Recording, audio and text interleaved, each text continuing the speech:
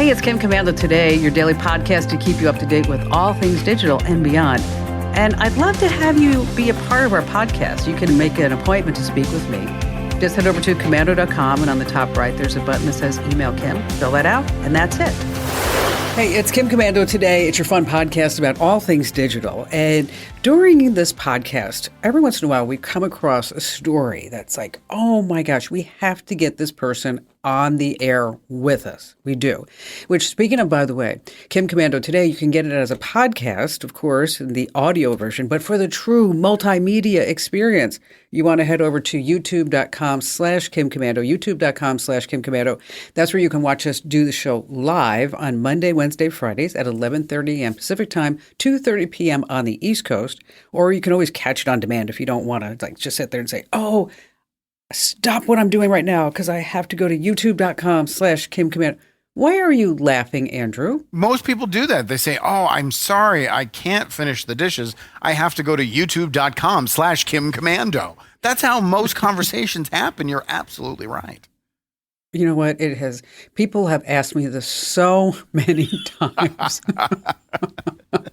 How can I make sure that I never miss the live feed of Kim Commando Today? And you know what I always tell them? What's that? I tell them is that you have to set a reminder on your phone. Oh, that's smart. Monday, Wednesday, Friday. Just set a little reminder. Oh, my reminder's going off. I have to go to youtube.com/Kim Commando.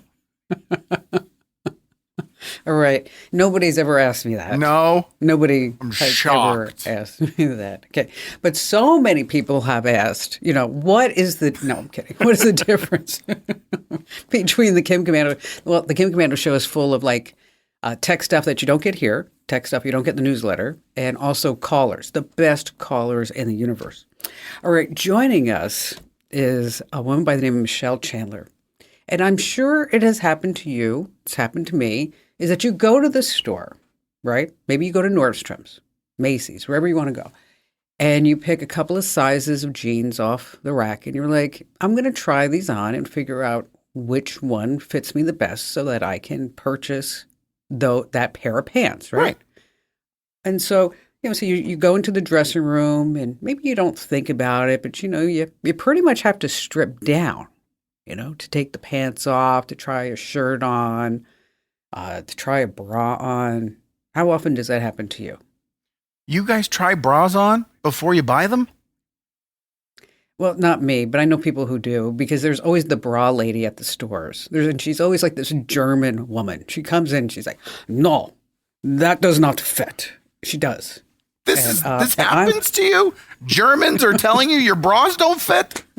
It just seems to be that way, but I'm not. Okay, well, this is kind of a personal thing, but, I'm not, worried about a lot of that stuff because I'm not, Finish the sentence? I'm not that endowed. Okay? Yeah. Okay. Gotcha. When somebody said, when somebody said, boobs, I thought it was like something else. I'm not really sure what happened. Okay. So, but anyway, we are on a tangent, but let's get back. Okay. Focus. So Michelle was in a Nordstrom's in Colorado, and she decided that she would try on a pair of pants. And she looked down and she saw a phone that was recording her. Ew. Creepy. Awful. Michelle is joining us right now. Michelle, let's start. How did you see the phone? You just looked down and it was there? Yeah, I actually was alerted because I really smelled some pretty nasty feet. Oh. Yeah. So I was kind of alarmed at first because I shop Nordstrom's and Nordstrom Rack pretty frequently. And when I walked up to this particular fitting room, it has one main entrance and you go left or right.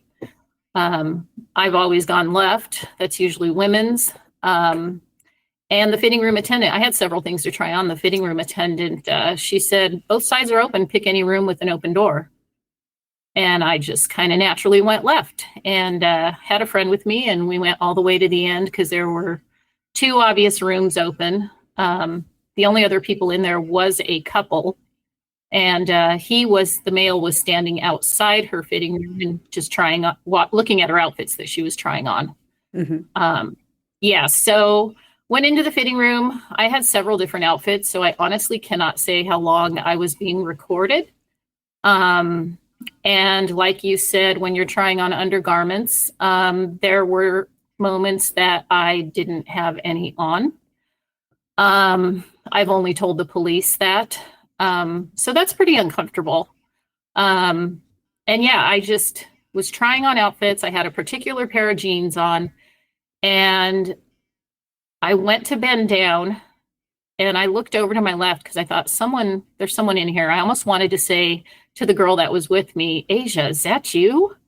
And then I thought, there's someone else in here. That'll be rude, and I looked over and saw his shoes. They were men's shoes and filthy socks. And then his iPhone camera was pointed directly at me. Gross. Yeah. Yeah. So in that moment, I slowly got up and just remained calm. And I thought, is this really happening? I cannot believe this. I just pulled up my pants and didn't zip them, didn't button them, quietly walked out the fitting room, went back to the entrance, and I told the fitting room attendant, there is a man filming me in the room next to me. And she almost didn't know how to respond. She was like in shock, maybe. And I repeated myself. I said, there is a man next to me filming me. I saw his phone. Go call security. Go call police. And I walked away, and I slowly went back to the fitting room, and I squatted down to make sure that what I was seeing was correct. And he was still squatting down. He's still there. Yeah, he was still squatting down. I know he didn't see me. That's one thing that the way he was holding the phone, his camera lenses were pointing at me. He would have had to be laying on the floor looking up at his screen. So that's why I just thought, I'll be quiet. I'm going to go call for help. And yeah, I walked back. He was still squatted down in the fitting room, and his pants were at his thighs. I can't say what he was doing. But yeah, I confronted him immediately. I grabbed the fitting room door, and I shook the handle, and I said, what are you doing? And it was silent. And I said, you're filming me, you sick expletive. And he stood up, and he was like, I'm so sorry. I'm so sorry, ma'am. I go, you're not going anywhere. And I held the door pulled towards me so that he wouldn't be able to open it and get out. At that point, the gal that I was with, she walked out, and she's like, what's going on? Because she thought I was talking to her at first, because, I said, what are you doing? And she's like, I'm trying on clothes. And why are you yelling at me? Yeah. Yeah. At this point, it was just the three of us on this end of the fitting room. And she said, what's going on? And I said, this guy is filming me. I saw his phone. And she's like, oh my gosh. And so I'm holding the phone, and I'm like, you're not getting away with this. You're not going anywhere. And Asia goes, he's crawling. He's down. He's trying to crawl out to the next fitting room. And so I just slowly stepped over to my left. And as he started to get up, that fitting room door was open. And he started to get up. I grabbed the back of his sweatshirt, and I put him down on the ground, put my knee in his back, put my hand down. And this is not the picture that's being circulated around the internet right now. That is at the very end. Okay. So this all happened, and there's kind of no footage at this point. But I held him down, and I looked up down the hallway towards the entrance of the fitting room. The attendant was standing there, and I said, go call the police. And she said, I did. She stayed down there. And two male employees came in. They came over to me and said, what's going on? And I said, this guy was filming me while I was, undressing in the fitting room. And they said, how do you know this? And I said, because he had I saw his camera pointed right at me. And then he apologized over and over. Oh, he admitted. And Yeah. And they said, okay, well, we got it. And I said, he's going to run. And I'm still with my knee in his back. He's on his stomach. And they said, no, we got it. And so I slowly got up. And as soon as the perpetrator could get to his knees and his feet, he tried to bolt. He tried to take off. And the two male employees grabbed him, were trying to, contain him. They were just kind of like in this scuffle, kind of bouncing off fitting rooms, and the guy's trying to get away, and his sweatshirt's kind of pulling off, and they're almost to the entrance of the fitting room. And an employee says, there's nothing you guys can do. You can't do anything. And so I squeezed around them and I said, oh, hell no. And he would have gotten away. And that's when I just went for the head, put him in a headlock, and held on and leaned my body weight against the wall. And so that's the video footage that's circulating around the internet right now. I also saw that you had taken a belt and wrapped it around his ankles. Well, that was the very end, because so during this video that's out there, I had him in a headlock, and he was fighting because he wanted to get away. And so the two male, one has his sweatshirt hanging on around the corner of the fitting room, and the other male is holding his legs and saying, just relax, man, you're not going anywhere. There's a lot of people that are going to stop you. And I'm like, where's his phone? And Asia went to grab his phone. Well, he had one free arm, and so he went for his pocket, grabbed his phone, and just hung onto it for dear life. And, I'm leaning against him, and his arm is like up here, and I'm like, where do you think you're not getting away with this? And I literally just yanked his phone out of his hand. I think it was at that point he kind of gave up. I handed the phone to Asia. She grabbed his wallet out of his pocket. The two male employees were still holding on. But I think he kind of, knew he was caught. And so, he kept saying, can I just sit down? Can I sit down?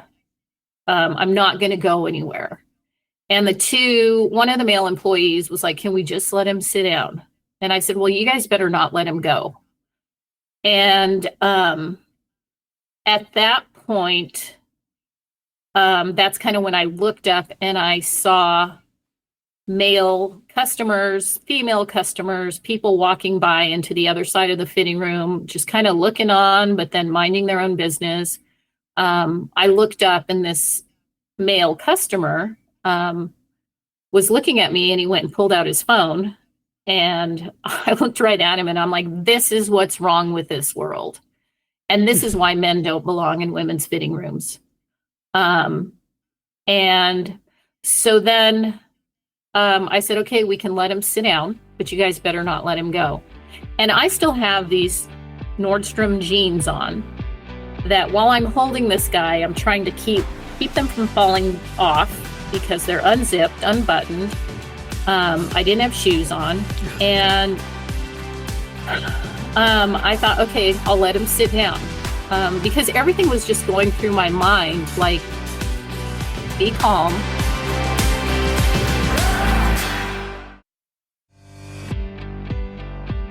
Let me stop you for just a second. You're doing an amazing job. I mean, seriously. I mean, everything that has just happened, everything that you've just gone through, and you have the common sense to say, you know what, I got to get this guy's phone. I got to hold on to him. Not going to let him go. And then you've got the Nordstrom employees, but you have the wits about you to say, you know what, I'm gonna get this SOB so he doesn't do it to somebody else. Yeah. I don't know, by the grace of God, I just was calm. I kind of thought about situations like this in the past, like what would I do?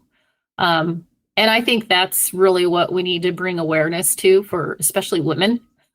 Kind of go through sure. scenarios, and always be prepared.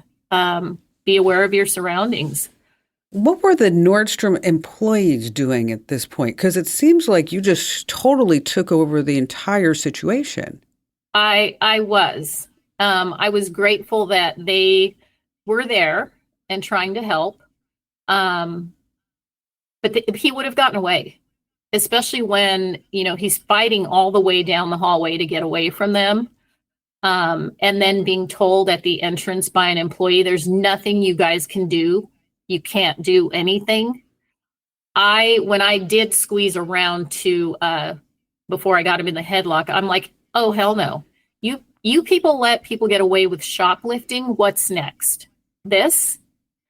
And that's when I, put him in the headlock. After we did have his phone and his wallet, and I agreed to let him sit down if they would not let him go. I did a 180 with him still in a headlock so that his back would be against another wall, and he sat down. One of the male employees did hold his arm behind his back, and another employee sat on his feet. At that point is when, so there's a lot of questions because of the little bit of footage that is out there. A lot of men are saying, this is fake, this is staged. Look, she changed clothes. She has on a different shirt. There's no way she could have held him. And so it was at that point when he sat down, I thought, I'm going to go compose myself and put my pants on and zip them up and get my shirt on. And so I ran into the fitting room, changed real quick. Asia was recording a lot of this. And I walked back out, and male employee or Nordstrom management, maybe a couple of people that I didn't see back there previously, but they walked back. They had phones or radios, and they said, you employees need to remove yourself from the situation immediately. And we all kind of looked at each other like, you're kidding me. And she said, if the two of you, referring to myself and Asia, if the two of you want to hold him until the police get here, that's up to you. But our employees need to remove themselves from the situation immediately. And I said, get him on his stomach. And so they got up, walked out. I had the perpetrator on his stomach, held both of his hands behind his back, and I sat on him. And the attendants were saying, you're so calm, you're so calm. I just can't believe how you're handling this. You have so much of my respect. And that's when I told Asia, I looked around, I saw a new belt hanging somewhere. I said, go grab that belt, put it around his ankles, and pull it tight. So that's when we sat there, and security finally showed up. And I would say it's been 25 minutes at least. Whoa. Yeah. So the head of Belmar Security showed up, and he walked back, and he said, I'm going to have her release you, and you're going to sit down, and you're not going anywhere. The police are on their way. If you try and run, I will drop you. Do you understand? And he said, yes. So I let him go, and he sat on the floor against the wall, and the security, head of security said, do you know why you're here? And he said, yes, for filming females in the fitting room. And we have all this on video too. And so I stood up, and minutes later, the police showed up. And I handed them his phone. I handed them his wallet. And there was talk of a knife. He had a pocket knife and was asking for it, which I thought was kind of bizarre. But so it was kind of funny because the police were there. I gave them, his two items. And Asia went out to the male employee in the video with a red plaid shirt and said, "Hey, police, they're asking for the knife. Did you guys find his knife?" And the male employee threw his hands up and said, "I don't know. I have nothing to do with this situation," and walked away.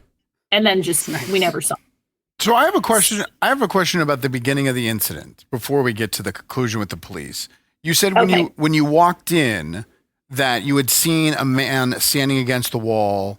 Were you assuming that he was there to watch someone try on outfits, or was that the guy who then moved in to film you?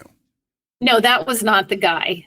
Because when I was walking down, his wife or girlfriend had the door open and he was looking at the outfits that she was trying on. So this guy was hiding in the dressing room, waiting for somebody to come into the room next so he could start filming. I don't know if he was in there, if he was in another fitting room, but he did come down, and it seemed, I mean, we were the only 3 left in there. Okay. So yeah, I was just curious if he was just waiting for someone, or did he follow you in there? I don't know. I don't know. I just know when I walked in there, I didn't notice anyone else in there. And he must I have just followed you in there. But they were gone. Like, I mean, they weren't there when I walked out and confronted the guy. Okay. So, yeah. Now, have you seen a copy of what he filmed? I haven't. I tried to get a copy of the police report like several days later, and I got an email back saying that it wasn't complete. Okay. And I called the victim advocate with the Lakewood Police Department, and then she informed me that a search warrant was issued for his phone, and it was at the crime lab. And I don't know what all is on there. I told her I was really uneasy, not only just having footage on there of me and knowing detectives and other people are going to see that, that I wanted to know if he was like on a live platform filming me. Because I guess people can do that these days and get paid. So I have no idea yet. All I do know is I pressed charges when the police came. I did press charges. I've spoken to the DA's office. He will be appearing in court next month. And I do know he was charged with criminal invasion of privacy with sexual gratification or for sexual gratification, and another charge of adult invasion of privacy, I believe. Okay. Did they arrest him at the scene? Like, was he taken away in a cop car, or did... I left. I left because they had him still sitting on the floor. We gave them the video footage we had on our phone, and I left. So I don't know. Okay. I just didn't know what I know from the DA's office and LAPD that he was charged and has a court date. And they told me what he was charged with. So. Do you know anything about the guy? How old? He looks like he's in his early 20s. Is that about right? When I took his wallet, I did take a picture of his ID. So yeah, he's 19. Okay. About 5'8". I'm 5'5". Well, I mean, he sounds like he's a small guy. If you're holding the door and he can't even get out of the room, what I'm picturing and seeing from the video is that he didn't seem like a big dude. No, he wasn't a big dude, but he was getting away from the 2 male employees that were pretty solid guys. So yeah. So has anybody from Nordstrom reached out to you? No, they haven't. I've gotten a couple emails talking about minority bucks and sales going on, but Great. No, Your naughty no one dollars. has reached out to me. And yeah, I don't. Are you planning on reaching out to them? Are you planning on maybe a lawsuit, legal action for the way they handled the entire situation? I feel they do need to be held accountable. I agree. I am waiting on a complete copy of the police report right now. So.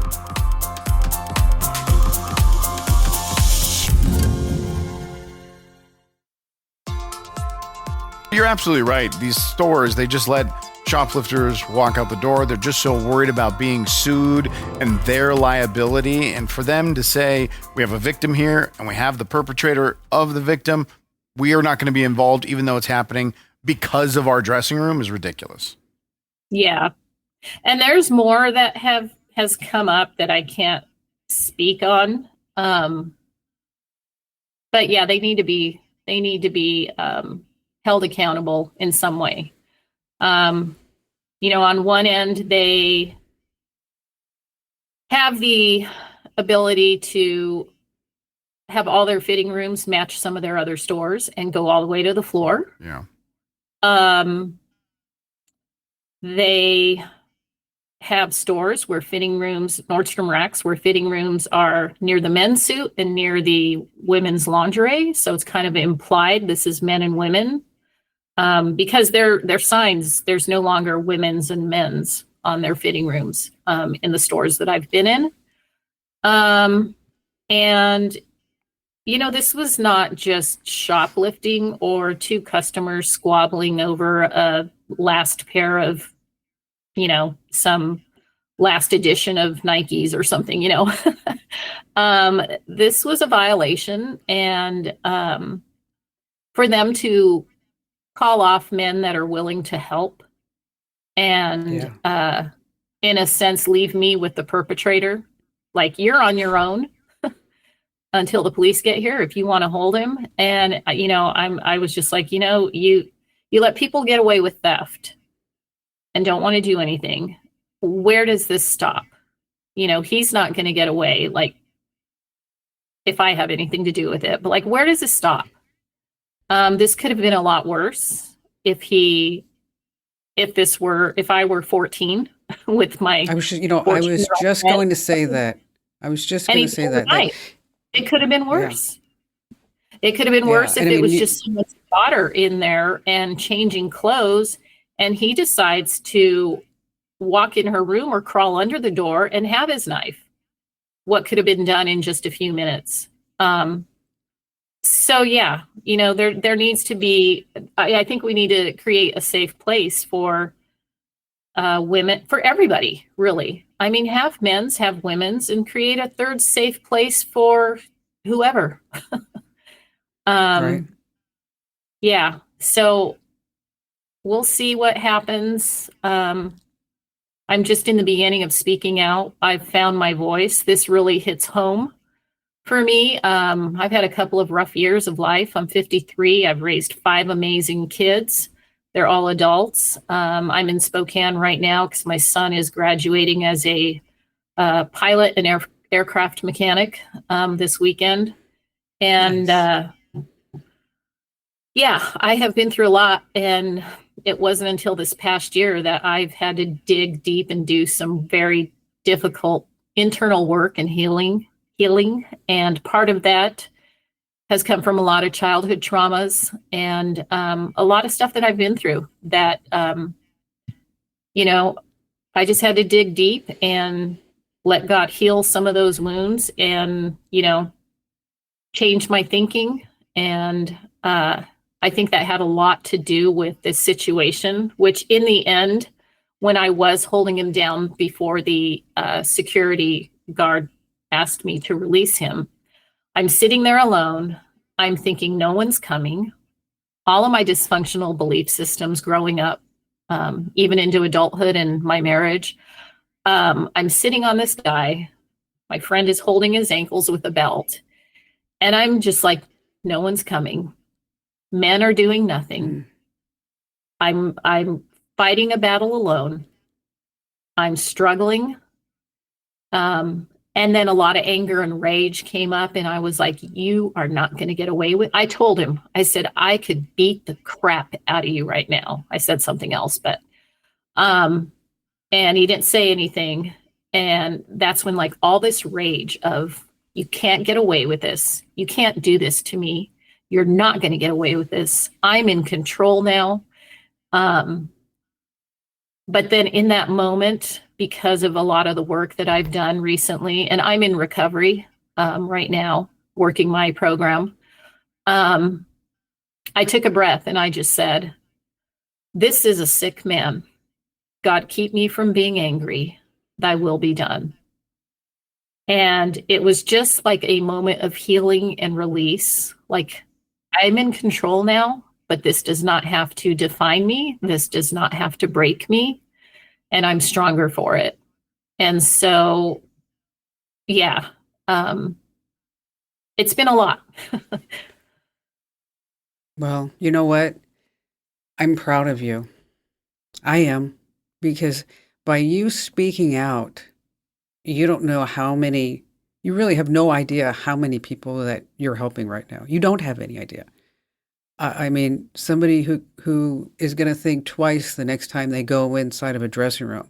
A mom who's going to say something to her son or daughter, a grandmother, grandfather, dad, whoever it may be, is that they're going to say, they're going to have the talk, because, we talk about stranger danger, but because of technology, stranger danger is different now. And especially like you said, you've been violated. Okay. You just don't know how much quite yet. And that's got to be that nagging thing that's sitting in the back of your head right now as well. And having the power to take control of this and using the words that it's not going to define you. But I bet you, Michelle, you know what?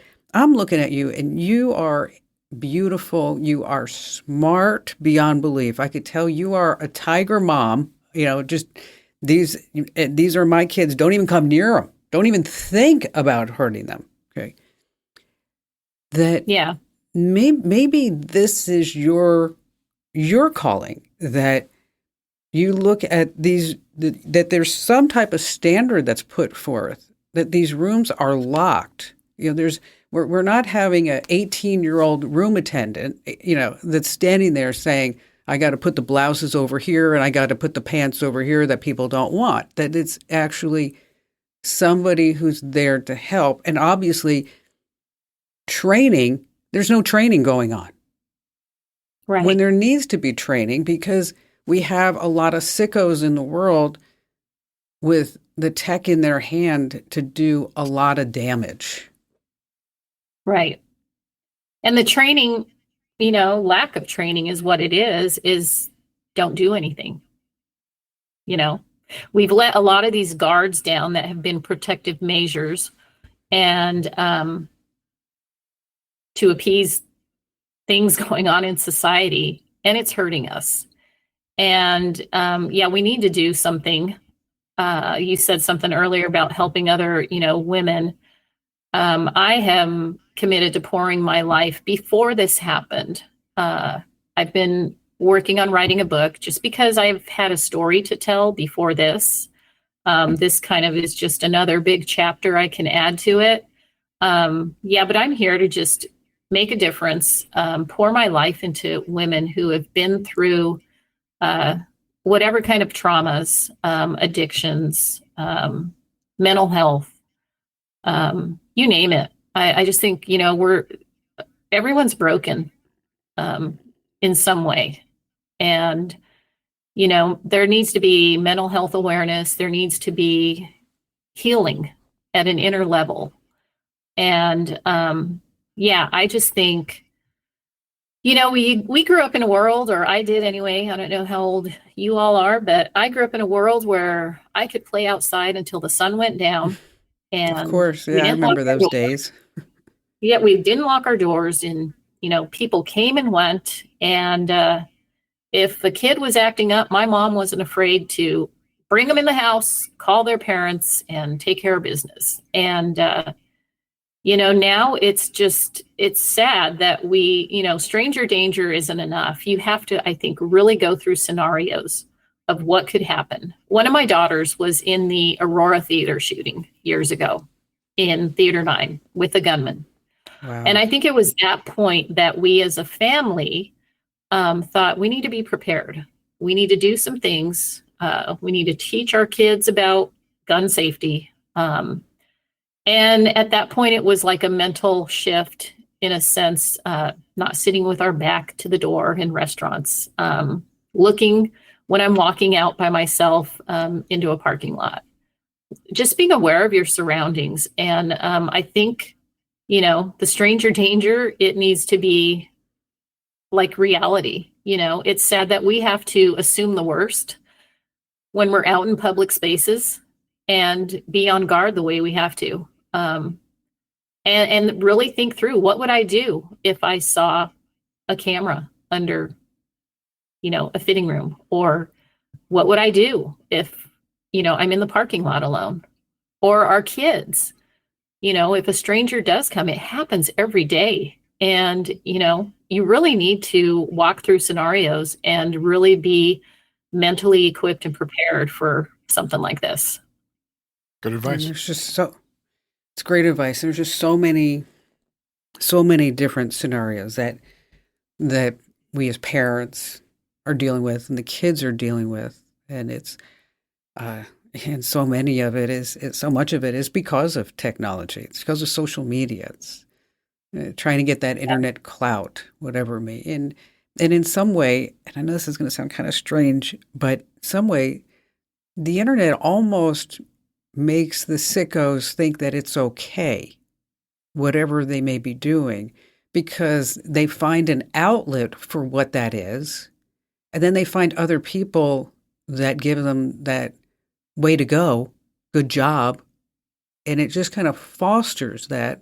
It's not to say that we didn't have weirdos, when we were growing up. They were. But it just seems that we gotten to a place in society where it's almost the weirdos is normalized, not the exception. Yeah. And I know, it comes with, on that level, even just with, posting just a snippet of the initial video, and I didn't know it would go this viral. I'm not on TikTok or Twitter or, I don't know. And people were like, you're going viral. Like, this is crazy. And yeah, I think technology just, it does give kids, young adults, it can be an unhealthy outlet. And then, I'm a big I say, you are what you think. And our minds are a powerful weapon. Keep them loaded. And it's what you keep them loaded with. And if we're bombarding our kids and young men with pornography and violence and, it's just such easy access these days that parents really don't have an influence on the type of kids they're raising. And so I think that's been a big downfall to where we're at. And at the same time, as viral as this has gone, I'm getting people that are like, oh, there's no way you would hold down a average sized man. And I would have just snapped you in the, I don't know, just all these crazy comments. And this is fake. Dumb. And, it's dumb. But I'm going to use, I'll use technology to my advantage, and I'm not afraid. I'm not afraid of anything that anybody can say about me or bring up. I've found my voice, and I am here to be wise about this platform that I've been blessed with, and just try and make a difference and help people. Good for you. You know what? You are, Michelle. You are making a difference right now. And I want to hear from you in 3 months, because I guarantee you that you're going to come up with some type of slogan, some type of website, get legislation, the Congress, whoever it may be, who you may or may not know. And if you need help, I'm here to help you. Thank you. Because we do need to put a stop to it. And And if I can lend a hand anyway, just know that I'm here for you. Thanks for spending the time with us and telling us everything that went down. Thank you so much. We'll be in touch. Thank you, Michelle.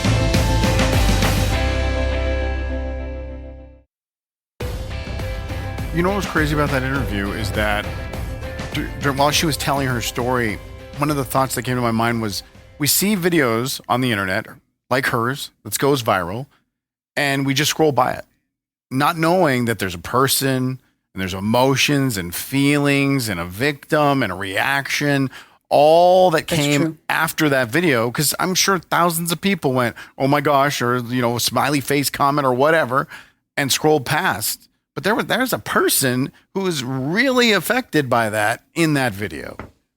Of course. I mean, she's a mother of 5. Okay. I mean, and now all of a sudden there's some weird video of her. I mean, she essentially said she was naked. Mm-hmm. Right. Okay.